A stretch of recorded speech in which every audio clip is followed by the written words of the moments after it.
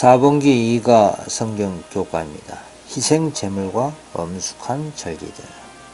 요한복음 1장 29절에 세상 죄를 지고 가는 하나님의 어린 양이로다. 하나님께서 이스라엘을 택하셨습니다. 그분은 당신의 율법과 또한 구주를 알려주시는 표상과 예언의 지식을 인류 가운데 보존하도록 그들을 부르셨습니다. 그분은 그들이 세상에서 구원의 셈이 되길 원하셨다라는 말씀이 있습니다. 제 1월 소재입니다. 하나님의 어린 양으로 표상됨. 하나님께서 히브리 백성들에게 주신 계획에서 속죄를 위해 매일 무엇이 행해져야 했는가라는 문제입니다. 출애굽기 29장 38절 내가 단 위에 드릴 것은 이러하니라. 매일 1년 된 어린 양 2마리니 한 어린 양은 아침에 드리고 한 어린 양은 저녁 때에 드릴지며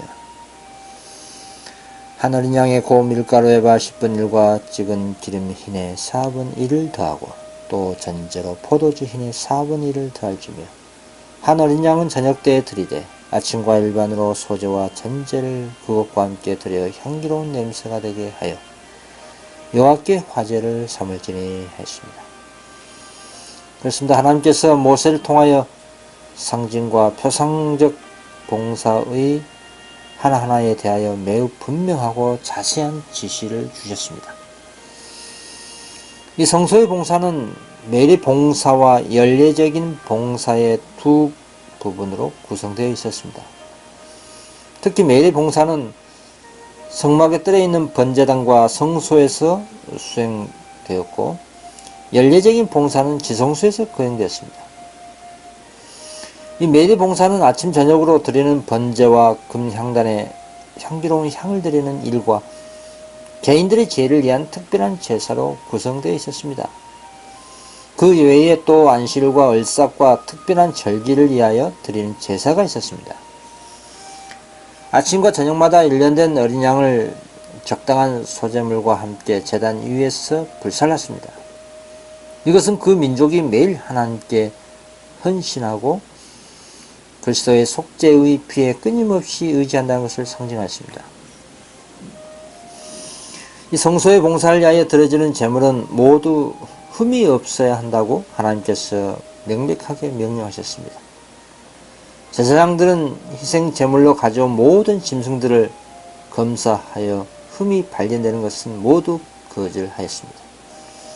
흠 없는 제물만이 자신을 흠 없고 점 없는 어린 양으로 바치시기로 되어 있는 그리스도의 완전한 순죄를 상징할 수가 있었습니다. 광야를 방랑하고 있는 이스라엘의 고초를 이해하기 때문에 하나님은 그의 임재에 대한 보증으로 그들을 격려하셨습니다. 성막 봉헌 시에 하나님의 영광이 거기 가득 찼습니다. 세키나의 임재는 성막의 진정한 봉헌을 나타냈습니다. 왜냐하면 그것 외의 모든 것들은 표상과 상징이었기 때문입니다. 그래서 하나님은 거기에 자기 이름을 두실 뿐 아니라 그의 가시적인 임재도 두었습니다. 사도 바울은 그리스도의 추종자들이 어떤 사람이 되어야 할 것을 설명하는 실례로서 이 희생 제물들을 다음과 같이 지적했습니다.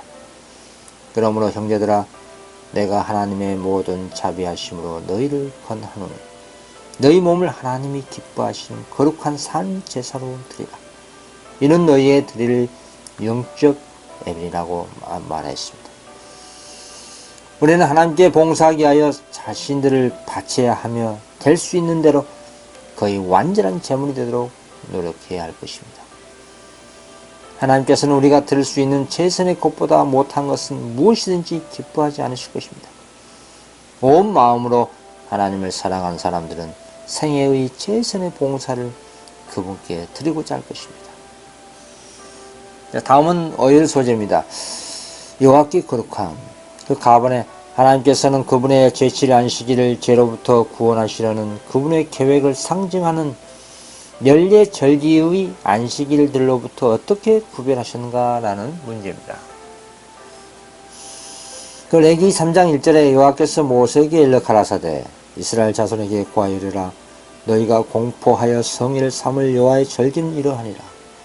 엿새 동안은 일할 것이요 일곱째 날은 쉴 안식일이니 성이라. 너희는 무슨 일이든지 하지 말라. 이는 너희 거하는 각처에서 지킬 여호와의 안식이라. 이것들은 여호와의 절기라. 너희는 공포하여 성회를 삼고 번제와 소제와 희생과 전제를 각각 그날에 여호와께 화제로 들지니 이는 여호와의 안식일 외에 너희의 허물 외에 너희의 모든 서원 예물 외에 너희의 모든 낙헌 예물 외에 너희가 여호와께 드리는 것이라 했습니다. 그리고 골로새서 2장 16절에 그러므로 먹고 마시는 것과 절기나 월삭이나 안식일을 인하여 누구든지 너희를 변론하지 못하게 하라. 이것들은 장래일의 그림자이니 몸의 그리스도의 것이라 했습니다. 그리고 출애굽기 10장 8절에 안식일을 기억하여 거룩히 지키라. 엿새 동안은 힘써 내 모든 일을 행할 것이다. 제7인 너희 하나님 여호와의 안식인즉 너나 내 아들이나 내 딸이나 내 남종이나 내 여종이나 내 육충이나 내 문 안에 유하는 객이라도 아무 일도 하지 말라. 이는 엿새 동안에 나 여호와가 하늘과 땅과 바다와 그 가운데 모든 것을 만들고 제7일에 쉬었습니다. 그러므로 나 여호와가 안식일을 복되게 하여 그날을 거룩하게 하이니라 했습니다. 그렇습니다. 연례적으로 정해진 절기는 6개가 있는데 유월절, 무교절, 맥추절 또는 칠칠절이라고 부르기도 하고요. 또는 오순절이라고 또 합니다. 그리고 나팔절이 있습니다. 그리고 대속절이 있고요. 그리고 초막절이 있습니다. 이 6절기와 함께 7 성회의 날들이 있습니다. 무교절 첫날과 마지막 날, 그리고 처음 열매 드린 날, 그리고 나팔절, 대속제일, 초막절 첫날과 마지막 날이 있습니다. 이 안식일은 다른 모든 절기와 성회와는 다릅니다. 제7일 안식일은 기원을 창조해 두고 있는 반면에 연례 절기들과 안식일들은 유대 민족의 그 기원을 두고 있다는 점에서 그렇습니다. 제7일 창조 기념 안식일은 사람을 위하여 있는 것이었습니다. 그러므로 그것은 영원히 사람을 위하여 구속력을 가집니다. 연례 절기들은 유대인들을 위하여 만들어졌으며 그리스도의 죽음으로 표상이 언영을 만났을 때 그 구속력이 없어졌습니다. 그러나 제7일 창조 기념 안식일은 하나님의 법입니다. 곧 이 세상을 위한 그분의 헌법인 십계명 속에 포함되어 있습니다. 그것은 죄가 들어오기 이전에 만들어졌기 때문에 죄가 없어진 후에도 지속적으로 존속할 것입니다. 한편 연례적인 유대인 절기들은 팔레스타인 상황에 적합한 일시적이고 지역적이고 그리고 의식적인 것에만 적용되었기 때문에 범세계적인 적용은 할 수가 없었습니다. 안식일을 유대인의 제도로 생각해서는 안 됩니다.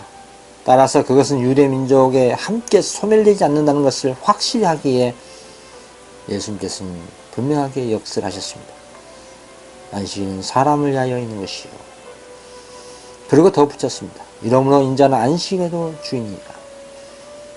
안식일은 예수님께 속합니다. 그분은 안식일의 주인이십니다. 이것은 제7 안식일에 대한 하나님의 소유권을 나타냅니다. 만일 하나님이 주일 중 첫째 날을 나의 성일 혹은 여호와의 안식일로 말씀했다면 오늘날 아무도 그가 무엇을 의미했는지에 대해 확신하지 못할 사람이 없을 것입니다. 하나님이 이러한 표현들을 오히려 제7일에 대해 사용하셨습니다. 제7일 안식일은 그분의 거룩한 성일인 것입니다. 다음은 나번입니다. 어떤 기적적인 경험이 하나님을 교만하게 거절한 반항적인 민족인 고대 애국과 히브리 백성을 구별하는가 했습니다.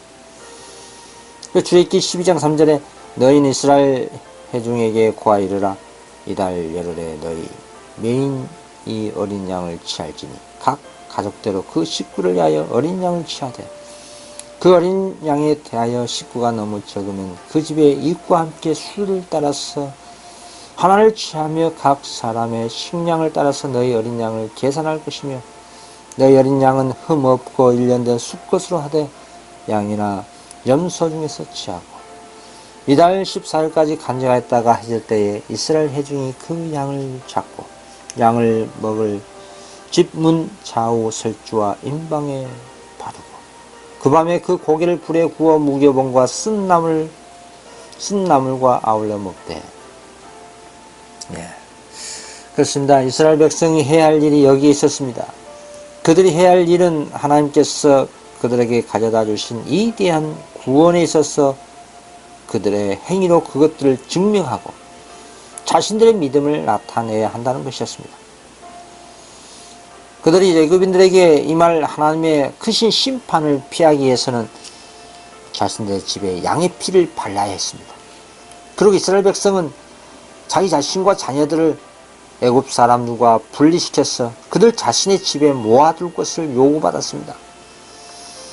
멸망시키는 천사가 밤에 사람의 첫 아들과 생축에 처음 난 것을 죽이려고 나갈 때 이스라엘 백성 한 사람도 그들의 문설주에 피를 바른 사람은 멸망당하지 않았습니다.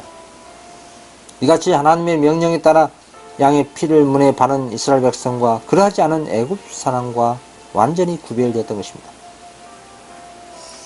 이스라엘 백성은 자유를 얻기 전에 장차 성취될 큰 구원에 대한 저들의 믿음을 보여야 했습니다.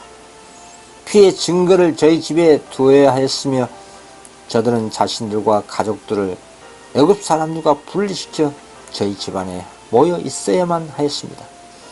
만일 이스라엘 사람들이 저들에게 주어진 지시 가운데 한 가지라도 무시하였거나 저희 자녀들을 애굽 사람들에게서 떼놓기를 게을리하였거나 어린 양을 잡고서도 그 피를 바르지 않았거나 아무나도 저희 집 밖에 나가 있었거나 하였다면 저들은 완전하지 못하였을 것입니다. 저들이 필요되는 모든 것을 하였다고 정직하게 믿었을지라도 저들의 성실이 저들을 구원하지 못했을 것입니다.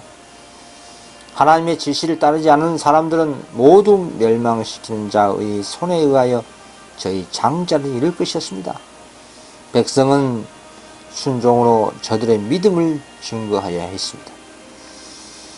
그와 같이 오늘날도 그리스도의 보혈의 공로로 구원 얻기를 바라는 사람들은 모두 저희 구원을 확보하게 하여 저희 스스로가 해야 할 일이 있음을 깨달아야 합니다. 우리를 범죄의 형벌에서 구속하는 것은 오직 예수 그리스도께서 하신 일이지만 우리는 죄에서 순종으로 온전히 돌아서야 합니다.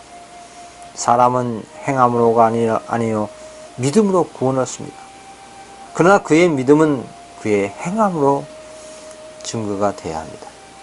하나님께서 당시의 아들을 주셔서 죄에 대한 화목제물로 죽게 하시고 진리의 빛과 생명의 길을 나타내셨고 의식과 특권을 주셨습니다.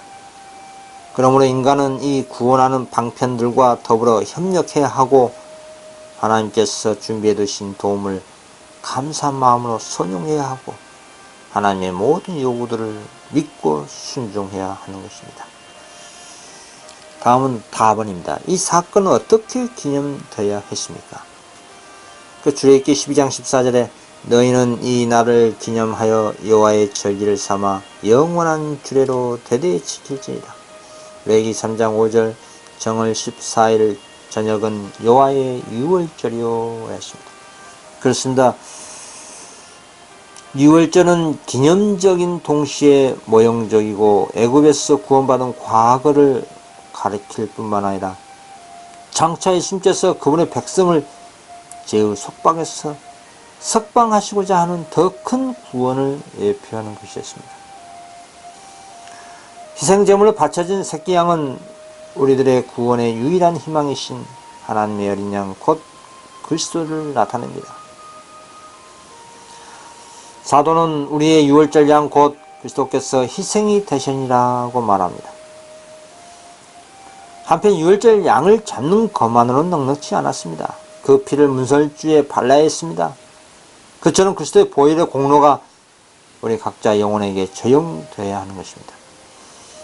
우리는 그분께서 세상을 위하여 죽으셨다는 것뿐만 아니라 우리 각자를 위하여 죽으셨다는 것을 믿어야 합니다. 우리는 속죄의 희생의 공로를 우리 자신에게 적용해야 합니다. 피를 뿌릴 때에 사용된 우슬초는 정결의 상징이었습니다. 문둥이와 죽은 사람을 만짐으로 부정하게 된 사람들은 씻는 데 사용되었던 것입니다. 시편 기자의 기도 가운데도 우슬초의 의미가 나타나 있습니다. 우슬초로 나를 정결케 하소서 내가 정하리다. 나를 씻기소서 내가 희리다. 그렇습니다. 어린 양은 그 뼈 하나도 꺾이지 않고 온전히 준비되어 했던 것처럼 우리를 위하여 죽으실 하나님의 어린 양의 뼈도 하나도 꺾이지 않아야 했습니다. 이렇게 그리스도의 희생에 완전함이 표현되었던 겁니다. 그리고 그 고기는 먹어야 했습니다. 그리스도께서 우리 죄를 용서하심을 우리가 믿는 것으로는 충분치 않습니다. 우리는 믿음으로 그분의 말씀을 통하여 그분에게서 영적 능력과 영향을 끊임없이 받아야 합니다. 예수님께서 말씀하시기를 인자의 살을 먹지 아니하고 인자의 피를 마시지 아니하면 너희 속에 생명이 아니라 내 살을 먹고 내 피를 마시는 자는 영생을 가졌다고 하셨습니다. 그리고 당신의 말씀의 뜻을 설명하시면서 내가 너에게 이런 말이 영이요 생명이라고 말씀하셨습니다. 예수님께서 아버지의 율법을 받고 당신의 생애에 그 언칙을 실천하시며 그것의 정신을 나타내시고 그것들이 마음에 끼치는 능력을 보여주셨습니다. 사도 요한은 말하기를 말씀이 육신이 되어 우리 가운데 거하심에 우리가 그 영광을 보니 아버지의 독생자의 영광이요 은혜와 진리가 충만하더라고 했습니다. 그리스도의 주종자들은 그분의 경험에 동참한 자가 되어야 합니다. 저들은 하나님의 말씀을 받아 소화하고 이것이 생활과 행동의 원동력이 되게 해야 할 것입니다. 그리스도의 능력으로 성도들은 그분과 같은 형상으로 변화되고 하나님의 속성을 반사해야 한다 이 말입니다. 그럼 라반입니다. 무엇이 유월절에 뒤따르는가? 출애굽기 12장 15절에 너희는 7일 동안 무교병을 먹을지니 그 첫날에 누룩을 너희 집에서 취하라. 무릇 첫날부터 7일까지 유교병을 먹는 자는 이스라엘에서 끊쳐지라. 너희에게 첫날에도 성회요 제7에도 성회가 되는 이 두 날에는 아무 일도 하지 말고 각인의 식물만 너희가 갖출 것이다. 너희는 무교절을 지켜라. 이날에 내가 너희 군대를 애굽 땅에서 인도하여 내었습니다. 그렇습니다. 무교절에 이 무교병을 사용하는 데는 또 깊은 뜻이 있었습니다. 이 절기 동안에는 저희 집에 누룩이 없어야 한다는 것이 유월절 법에 명시되어 있었고 유대인들은 그것을 저들의 규례로서 엄격히 지켜야만 했습니다. 1월 15일 무교절 안식일을 시작으로 한 주간 먹게 되는 누룩 없는 떡은 우리를 위하여 자신을 드려 생명의 양식이 되게 하신 그리스도의 몸을 상징합니다. 그와 같이 죄의 누룩도 그리스도에게서 생명과 영향을 받게 원하는 모든 사람에게서 일소되어야 할 것입니다. 그러므로 바울은 고린도 교회에게 편지하기를 새 덩어리가 되게 하여 묵은 누룩을 내어버리라. 우리의 유월절 양 곧 그리스도께서 희생이 되십니다. 이러므로 우리가 명절을 지키되 묵은 누룩도 말고 괴악하고 악독한 누룩도 말고 오직 순전함과 진실함의 누룩 없는 떡으로 하자고 하였습니다. 자, 다음 화요일 소재입니다. 추수하시는 분 그리고 희망. 그 가번에 주께 바친 어떤 재물이 그가 모든 음식의 신성한 공급자임을 인정하였는가라는 문제입니다. 그 레위기 3장 9절에 여호와께서 모세에게 일러 가라사대 이스라엘 자손에게 고하여 이르라 너희는 내가 너희에게 주는 땅에 들어가서 너희의 곡물을 거둘 때에 윗선 너희의 곡물의 첫 이삭 한 단을 제사장으로 가져갈 것이요 제사장은 너희를 위하여 그 단을 여호와 앞에 연락되도록 흔들되 안식일 이튿날에 흔들 것입니다. 너희가 그 단을 흔드는 날에 1년 되고 흠없는 수량을 범죄로 여호와께 드리고 그 서재로는 기름 섞은 고운 가루 에바 10분의 1을 여호와께 드려 화제를 삼아 향기로운 냄새가 되게 하고 전제로는 포도주 흰 4분의 1을 쓸 것이며 라였습니다. 그렇습니다. 둘째 날에는 그 해의 수확의 첫 열매를 하나님 앞에 드렸습니다. 제사장은 만물이 하나님의 소유라는 사실에 대한 인정으로 이 곡식단을 하나님의 제단 앞에서 흔들었습니다. 이 요제절 1월 16일은 여섯째 날 금요일 오후에 십자가에서 운명하심으로 구속을 이루신 주님께서는 제7 안식일을 무덤에서 안식하셨습니다. 이 무교절 안식일 다음 날인 1월 16일 아침에는 처음 익은 보리단을 흔들어 예물을 삼았는데 바로 이 안식 이튿날인 1월 16일 요제절 아침, 곧 안식 후 첫날 이른 아침에 예수님께서 땅과 무덤을 힘있게 흔드시고 부활의 첫 열매로 살아나심으로 그림자는 실체를 만난 것으로 성취된 것입니다. 자, 다음은 4번입니다. 50일째 되는 날에 어떤 기념 행사가 행해졌습니까? 50일째 되는 날에 어떤 기념 행사가 있었습니다. 레위기 3장 15절에 안식일 이튿날 곧 너희가 요제로 단을 가져온 날부터 세어서 7일 안식일의 수요를 세우고 제7 안식일 이튿날까지 합 50일을 제수하여 새 소재를 여호와께 드리되 너희 처소에서 에바 10분위로 만든 떡 2개를 가져다가 흔들지니 이는 고운 가루에 누룩을 넣어서 구운 것이요 이는 첫 요제로 여호와께 드리는 것이며 했습니다. 그렇습니다. 열매를 드린 후 50일째 되는 날이 오순절이라고 불렸습니다. 곡식을 양식으로 주신 것을 감사하는 표로서 누룩을 넣어서 구운 빵 2덩이를 하나님 앞에 드렸습니다. 오순절 하루뿐이었습니다. 그리고 종교적 예배를 위하여 구별된 날이었습니다. 다음은 4번입니다. 나팔절의 엄숙한 절기에서 어떤 행사가 백성들에게 그들의 죄가 더 이상 기억되지 아니한 희망을 가져다 주었습니까? 레위기 2장 23장 23절에 여호와께서 모세에게를 일러 가라사대 이스라엘 자손에게 고하 이르라 7월 곧 그 달 1일로 안식일을 삼을지니 이는 나팔을 불어 기념할 날이라. 아무 노동도 하지 말고 여호와께 화제를 들지니라. 여호와께서 모세에게를 가라사대 7월 10일은 속죄일이니 너희에게 성회라. 너희는 스스로 괴롭게 하며 여호와께 화제를 드리고 이 날에는 아무 일도 하지 말 것은 너희를 위하여 너희 하나님 여호와 앞에 속죄할 속죄일이 됨이라 했습니다. 그렇습니다. 이스라엘 백성이 따끔씩 나팔 소리를 듣는 한편 연중 하루는 나팔을 불기 위한 목적으로 특별히 구별되어 있었습니다. 이날에 관하여 하나님께서 이렇게 말씀하셨습니다. 이스라엘 자손에게 고하이르라 7월 곧 그 달 1은 안식일을 삼을지니 이는 나팔을 불어 기념할 날이요 성회하라. 7월 1일은 그 달 초 1일에 성회로 모이고 아무 노동도 하지 말라 했습니다. 이는 너희가 나팔을 불 날이라 했습니다. 나팔절이 그토록 중요한 절기가 된 것은 그것이 제7월 곧 대속죄일은 초하루였기 때문이었습니다. 전국 방방곡곡에 소리 높여 나팔을 붐으로써 10일 후에 엄숙한 심판의 날인 대속죄일이 온다는 것을 알리는 것입니다. 그날을 위해서 백성들을 준비시킨 것이 나팔절의 취지와 사명이었습니다. 제7월 초하루에 전국적으로 울려 퍼진 나팔 소리는 대속죄일이 열흘 후로 다가왔음을 온 백성에게 상기시켜 줬던 겁니다. 대속죄일은 1년에 단 한 번만 대제사장은 가장 조심스럽게 엄숙한 준비를 마친 후 지성소에 들어갈 수가 있었습니다. 대제사장 외에는 어떤 사람도 지성소의 거룩한 모습을 볼 수가 없었습니다. 이 지성소는 하나님의 가시적 영광이 머무는 곳이었기 때문입니다.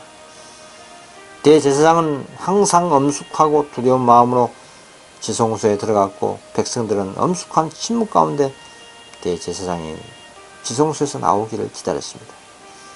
그리고 백성들은 하나님의 축복을 간절히 구했습니다. 하나님께서는 시은자 앞에서 대제사장과 더불어 말씀하셨습니다. 만일 대제사장이 지성소에 보통 때보다 더 오래 머물러 있으면 흔히 백성들이 매우 두려워했습니다. 왜냐하면 그것은 제사장이 백성들의 죄나 혹은 자신의 범죄 때문에 하나님의 영광으로 죽임을 당하지 않았나 하는 두려움 때문에 그렇습니다. 그러나 대제사장의 두루마기에 달린 방울 소리가 들을 때에는 안심하게 되었던 겁니다. 그러나 대제사장은 밖으로 나와서 백성을 축복하였습니다. 자, 다음 수일 소재입니다. 장막절입니다.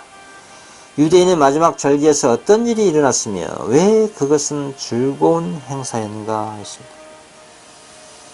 또 레기 3장 34절에 이스라엘 자손에게 고하이르라 7월 15일은 초막절이니 여호와를 위하여 7일 동안 지킬 것이다.